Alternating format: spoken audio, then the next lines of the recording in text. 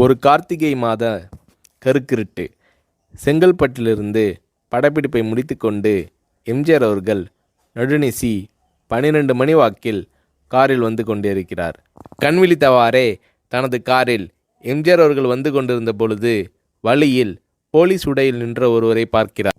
எம்ஜிஆர் அவர்களின் கார் அவரை கடந்து செல்கின்ற போது எம்ஜிஆர் அவர்களின் நெஞ்சில் பொறி தட்டுகிறது. ஆள் நடமாட்டமே இல்லாத இந்த அர்த்த ராத்திரியில் அந்த போலீஸ்காரர் பஸ்ஸுக்காக காத்து நிற்கிறார் என்பதை எம்ஜிஆர் அவர்கள் புரிந்து கொள்கிறார். உடனே தனது டிரைவரிடம் காரை நிறுத்த சொல்கிறார் எம்ஜிஆர். கார் பின்னோக்கி வருகிறது. போலீஸ்காரரின் அருகில் காரை நிறுத்தி கதவை திறந்து ஏறுங்கள், எங்கே போக வேண்டும் என்கிறார் எம்ஜிஆர். பரவாயில்லை, நான் பஸ்ஸிலே வந்து விடுகிறேன் என்கிறார் அந்த போலீஸ்காரர். நேரமாகிவிட்டது, இனி இந்த ரூட்டில் பஸ் கிடையாது, ஏறிக்கொள்ளுங்கள் என்று எம்ஜிஆர் அவர்கள் வலுக்கட்டாயம் செய்ய போலீஸ்காரர் வேண்டா வெறுப்பாக ஏறுகிறார். காரின் உள்ளே லைட் போட்டு சாப்பிட்டீங்களா என்று கேட்டுக்கொண்டே தனது சீட்டுக்கு பின்னால் இருந்த பிஸ்கெட் பழங்களை எடுத்து கொடுக்கிறார் எம்ஜிஆர்.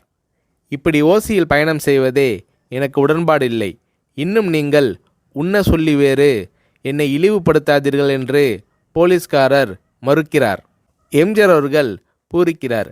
இருப்பவனிலிருந்து இல்லாதவன் வரை படித்து பதவியில் இருக்கும் எத்தனையோ பேர் எனக்கு அது வேண்டும் இது வேண்டும் என்று எம்ஜிஆர் அவர்களிடம் வேண்டியதை பெற்று செல்கிறார்கள்.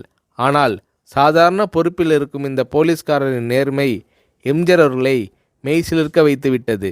எம்ஜிஆர் அவர்களின் கார் கத தூரத்தில் வந்து கொண்டிருந்தாலும் காரின் நிறத்தையும் ஒளியையும் மனம் கமலும் ஓடிக்கான் வாசனையையும் வைத்து இது எம்ஜிஆர் அவர்களின் கார் என்றும் கார் சென்ற தடத்தை தொட்டு வணங்குகின்ற அளவுக்கு புகழுடன் திகழ்ந்த நேரம் அது. அரை மணி நேரம் கார் சென்று கொண்டிருக்கிறது. ஆனால் அதுவரை எம்ஜிஆர் அவர்களை பற்றி பெரிதாக போற்றி புகழ்ந்து பேசாமல் அந்த போலீஸ்காரர் வந்ததே புரட்சித் தலைவர் எம்ஜிஆர் அவர்களுக்கு அந்த போலீஸ்காரர் மீது மரியாதையை கூடுதலாக்கியது. நான் தான் எம்ஜிஆர் என்கிறார் எம்ஜிஆர். கேள்விப்பட்டிருக்கிறேன் என்கிறார் அந்த போலீஸ்காரர். பொன்மனச்செம்மல் எம்ஜிஆர் அவர்களின் முகத்தில் கோபம் இல்லை, பதிலுக்கு பொன்முறுவல் மலர்கிறது. என் படங்களை பார்த்து இருக்கிறீர்களா என்று கேட்கிறார் எம்ஜிஆர். நான் சினிமாவே பார்ப்பதில்லை என்கிறார் அந்த போலீஸ்காரர். புரட்சித் தலைவர் எம்ஜிஆர் அவர்கள் இன்னும் பிரமிக்கிறார். இப்போது கார் சத்தத்தை தவிர ஒரே நிசப்தம். போலீஸ்காரர் தனது வீட்டிற்கு 1/2 கிலோமீட்டர் தூரத்திற்கு முன்பே காரை நிறுத்த சொல்லி இங்கேயே இறங்கிக் கொள்கிறேன் என்கிறார். ஏன், நீங்கள் குறிப்பிட்ட அந்த விலாசம் இன்னும் 1/2 கிலோமீட்டர் தூரம் இருக்கிறதே என்கிறார் எம்ஜிஆர். சாதாரண போலீஸ் உத்தியோகத்தில் இருக்கும் நான் காரில் வந்து இறங்கினால் என் வீட்டிற்கு அருகில் உள்ளவர்கள் என்னை தவறாக நினைத்து கொள்வார்கள். இதுவரை இப்படி நான் யார் காரிலும் ஓசியில் வந்து பழக்கமில்லை. நீங்கள் இவ்வளவு தூரம் செய்த உதவிக்கு நன்றி என்கிறார் அந்த போலீஸ்காரர். புரட்சித் தலைவர் எம்ஜிஆர் அவர்கள் அதற்கு மேல் எதுவும் பேசவில்லை. அவர் எந்த போலீஸ் ஸ்டேஷனில் பணிபுரிகிறார் என்பதை மட்டும் கேட்டு தெரிந்து கொண்டு கிளம்புகிறார். அடுத்த நாள் செங்கல்பட்டு போலீஸ் ஸ்டேஷனுக்கு ஃபோன் செய்து நான் எம்ஜிஆர் பேசுகிறேன் என்கிறார் எம்ஜிஆர். ஃபோனை எடுத்த டிஎஸ்பி உதறலோடும் உற்சாகத்தோடும் தலைவரே வணக்கம் என்கிறார். இரவு சந்தித்த போலீஸ்காரரை பற்றி விசாரிக்கிறார் எம்ஜிஆர். அந்த டிஎஸ்பி சொல்கிறார், நீங்கள் குறிப்பிடும் அவர் இன்று விடுப்பில் இருக்கிறார். அவர் கையூட்டு வாங்காதவர், கடமை தவறாதவர், காவல்துறையின் நேர்மைக்கு இவரே இலக்கணம்.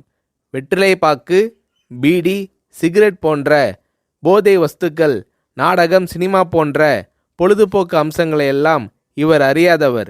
கல்யாண வயதில் உள்ள 3 பெண்களையும் கரை சேர்க்க முடியாமல் கஷ்டத்தில் இருக்கிறார் என்கின்ற விபரம் டிஎஸ்பியால் எம்ஜிஆர் அவர்களுக்கு சொல்லப்படுகிறது. அவரை நாளை என் தோட்டத்திற்கு வர சொல்லுங்கள் என்கிறார் எம்ஜிஆர். கேட்டுக்கொண்ட டிஎஸ்பி உங்களோடு ஃபோனில் ஆளுக்கு ஒரு வார்த்தை பேச இன்ஸ்பெக்டர், சப் இன்ஸ்பெக்டர் உட்பட எல்லோரும் ஆசைப்படுகிறார்கள். ஃபோனை அவர்களிடம் கொடுக்கலாமா என்கிறார். எம்ஜிஆர் அவர்கள் கொடுங்கள் என்கிறார். பேசுகிறார். அந்த போலீஸ் ஸ்டேஷனே புண்ணியம் பெற்றதாக மகிழ்ச்சி அடைகிறார்கள் அந்த போலீஸ்காரர்கள். மறுநாள் அந்த போலீஸ்காரர் ராமவரம் தோட்டத்திற்கு அழைத்து வரப்படுகிறார். அவரிடம் பேப்பரில் மடித்த பெரிய பணக்கட்டை கொடுத்து, இதை வைத்து உங்கள் பெண்களின் கல்யாணத்தை நடத்துங்கள் என்கிறார் எம்ஜிஆர். போலீஸ்காரர் மறுக்கிறார். நான் ஏதாவது உங்களிடம் காரியமாற்ற சொல்லி அதற்காக கொடுத்தால் அது தவறு. என்னால் ஆக வேண்டியது உங்களுக்கும், உங்களால் ஆக வேண்டியது எனக்கும் எதுவும் இல்லை.